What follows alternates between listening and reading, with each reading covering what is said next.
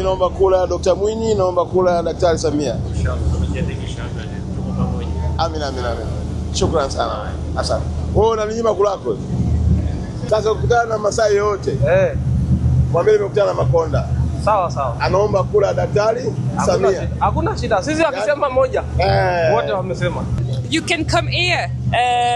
The politics are very good here. Tunasema kazi na utu, kazi endelee, tuko pamoja na tunasema tutampa Mama Samia. Tayari imeshakuwa countdown na bado siku 5 tu kuelekea siku muhimu na rasmi ya kupiga kura Oktoba 29, uchaguzi mkuu mwaka 2025. Lakini kura za Dr. Samia Suluhu Hassan zimeendelea kutafutwa kwa namna mbalimbali na Mheshimiwa Paul Makonda. Jambo moja ambalo hujafahamu. Kaniingilia lakini mwacha aendelee. La tulionao kwenye taifa letu la Tanzania. Kwenye kipindi cha uchaguzi kama hiki, kila Mtanzania yuko tayari kumsikiliza mgombea.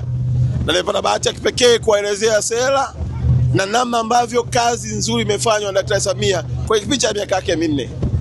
Hii boti yote unayoiona inaelekea Zanzibar imekubali kutiki Oktoba 29.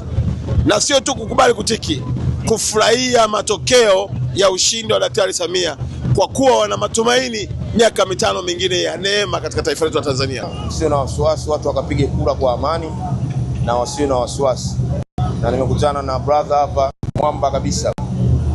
Chini yake hakuna kinachoharibika. Are you enjoying to be on the land of Tanzania?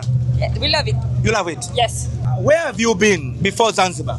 Mikumi Park. Mikumi Park? Yes. How was the experience? Very, very beautiful. Tanzania, very beautiful land with a lot of animal, and Zanzibar, very beautiful sea.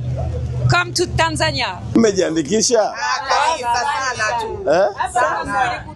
Tunatiki hapa ulipo. Hapa ni ndani ya boti hili la Azam tukitoka Dar es Salaam tukielekea Zanzibar, na mimi naitwa Dr. Kadoshi, mwandishi wa hizi habari za hifadhi, utalii na mazingira, uwekezaji na biashara.